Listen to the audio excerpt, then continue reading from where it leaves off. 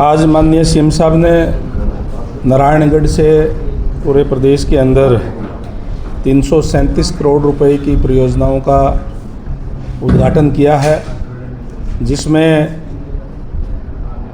325 अमृत सरोवर के हमारे जो उनका जिस पे लगभग 223 करोड़ रुपए लागत आई है, और 7 स्वास्थ्य परियोजनाओं का भी उद्घाटन माननीय सीएम साहब ने किया है, जिसमें 114 करोड़ रुपए की लागत आई है। स्वास्थ्य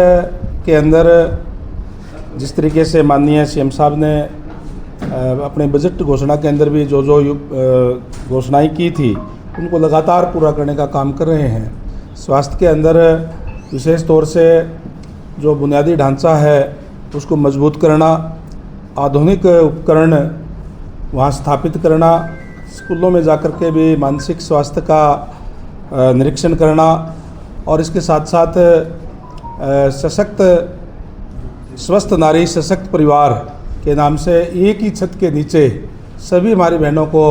इलाज मुहैया करवाना, इस तरीके की अनेक परियोजनाएं इसके अंदर शामिल है। जो 7 परियोजनाएं हैं और लगातार माननीय सीएम साहब के नेतृत्व के अंदर हमारे आगे बढ़ रही है। हिसार की अगर मैं बात करूं तो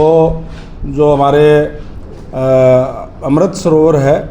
वो टोटल, वैसे पुराना हिसार के तो 11 थे, अभी हिसार क्योंकि हांसी अलग बन गया, जब ये मंजूर हुए तब तो 11 थे, जो 3 नड़वा के अंदर, 1 आदमपुर के अंदर, 6 नारनौंद के अंदर, 1 हांसी के अंदर और एक और था मेरे ख्याल से, टोटल 11 है। और इसी तरीके से अगर आज के हिसार की बात करूं तो टोटल 4 जो सरोवर है उनका आज उद्घाटन विधिवत रूप से किया है। मैं सभी प्रदेशवासियों को इस बात के लिए बहुत बहुत बधाई देता हूं, और माननीय सीएम साहब का संकल्प है, भारतीय जनता पार्टी का संकल्प है कि हम लगातार प्रदेश को आगे ले जाने का काम कर रहे हैं। जो विज़न माननीय हमारे देश के यशस्वी प्रधानमंत्री जी का है कि जब 2047 आए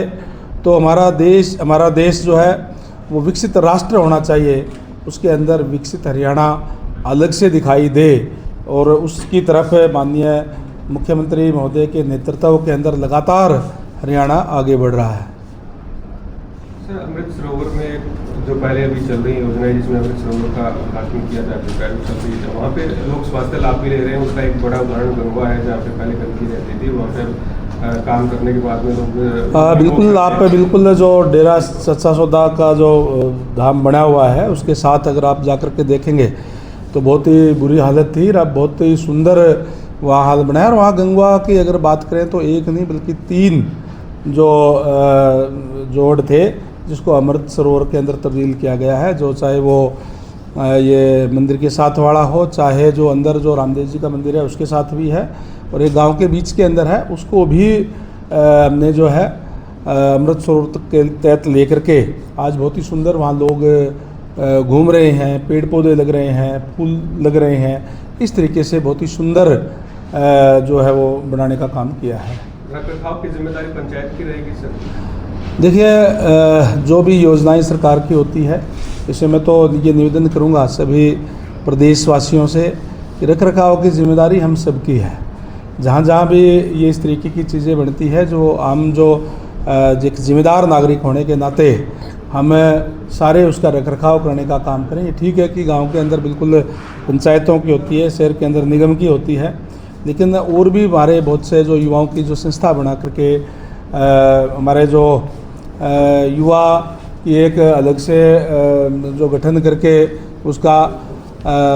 उससे भी हमें रखरखाव करने का काम करें, और उसमें जागरूकता हमारी होनी चाहिए। जहाँ